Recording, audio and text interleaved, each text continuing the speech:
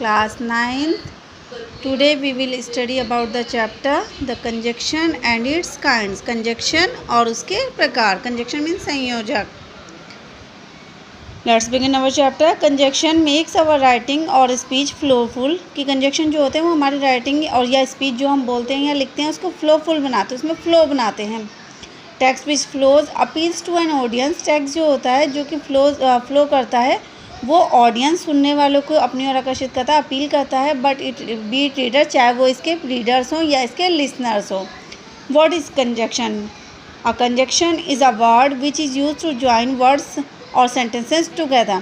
Conjunction वो word होता है जो ज्वाइन कर देता है, मिला देता है शब्दों को और सेंटेंसेस को एक साथ, यानी कि शब्दों और वाक्यों को मिलाने वाला शब्द हमारा कंजक्शन यानी कि संयोजक कहलाता है.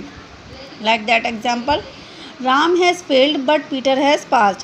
कि राम फेल हो गया है बट लेकिन पीटर पास हो गया. आप देख सकते हैं यहाँ दो सेंटेंस है, राम फेल हुआ है और पीटर पास हुआ है, तो यानी कि टू सेंटेंसेस को ज्वाइन करने वाला वर्ड जो है हमारा वो क्या है? बट. तो बट हमारा है कंजक्शन. वर्क हार्ड और यू विल फेल. मेहनत करो, कठिन परिश्रम करो, अन्यथा तुम फेल हो जाओगे. यहाँ और हमारा कंजक्शन है. Next is two and two make four.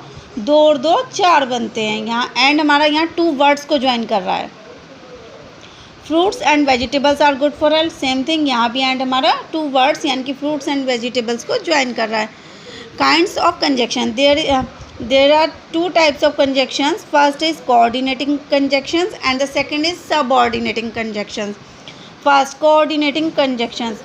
Coordinating conjunction is the one, ये वो होते हैं जो कि प्रयोग किए जाते हैं टू वर्ड, दो शब्दों को मिलाने में या सेंटेंस को मिलाने में जो कि इक्वल क्लास और ऑर्डर के हो, यानी कि एक समान हो, एक ही क्लास और एक ही ऑर्डर के हों. ये जो कंजक्शन होते हैं कोऑर्डिनेटिंग कंजक्शन, ये मेनली 7 होते हैं और इनको याद करने की एक ट्रिक भी है. ये केवल 2 और 3 लेटर्स वाले होते हैं, इनकी 2 और 3 शब्द जिसमें 2 और 3 लेटर यूज होंगे. लाइक दैट 4 में 3 लेटर्स हैं और में 2 लेटर्स हैं. इसको याद करने की एक ट्रिक है. इनको ऐसे याद कर सकते हैं, मेनली 7 है ना, तो इसको आप लर्न कर लीजिए. Fan boys. Fan boys. F for 4, A for N for nor, B for but, O for or, Y for yet and S for so. यानी कि 7 हो गए, 4 and nor but or yet so. और आप इसे trick से learn कर सकते हैं. एग्जाम्पल आपको इन सभी के एग्जाम्पल दिए हैं. He will pass for he works very hard. वह पास हो जाएगा क्योंकि वह बहुत कठिन परिश्रम करता है. नेहा और पिंकी आ रहे हैं. वह he does not eat meat nor will he touch an egg. ना तो वह मीट खाता है और ना ही वह एग को टच करता है. He tried but he did not succeed. वो उसने कोशिश की लेकिन सफल नहीं हुआ.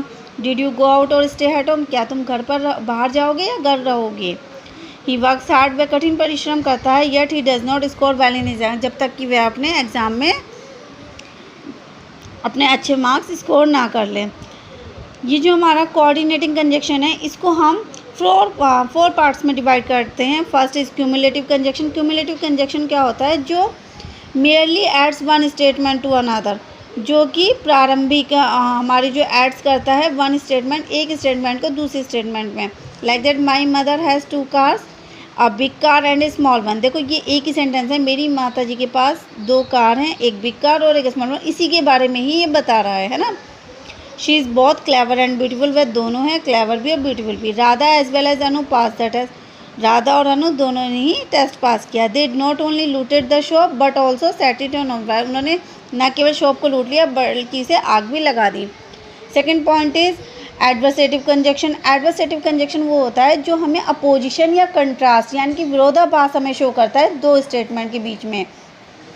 Like that but still yet whereas while nevertheless. ये जो है एडवर्सेटिव कंजक्शंस है. Our hoard is little but our hearts are great. कि हमारे होड जो हैं वो छोटे हैं लेकिन हमारे जो हृदय हैं वो बड़े हैं. I was honoured still kept quite. मैं नाराज़ तो था लेकिन फिर भी मैं शांत रहा. आप समझ सकते हैं यहाँ अपोजिट है क्योंकि शांत नहीं रह सकता कोई भी अगर कोई नाराज़ होता है.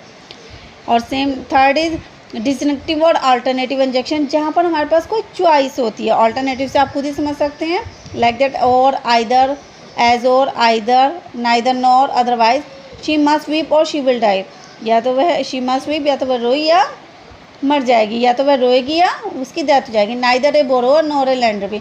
ना तो उधार लेने वाले बनो ना ही कभी आपको कर्जा चुकाने वाला बनना पड़ेगा.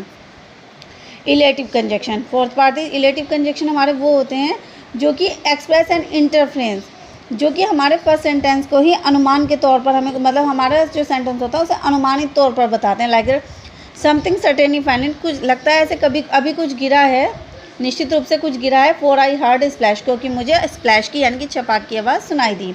तो ये सब आपके क्या है, illative conjunction.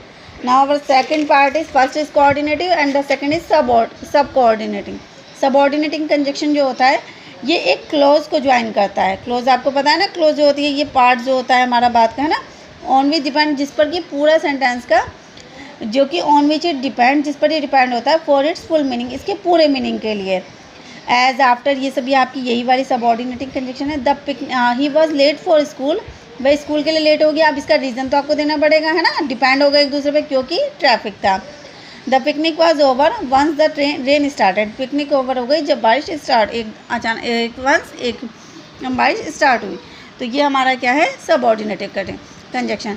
Now read this exercise, read this chapter and after that do the exercise of this chapter. Okay, thank you.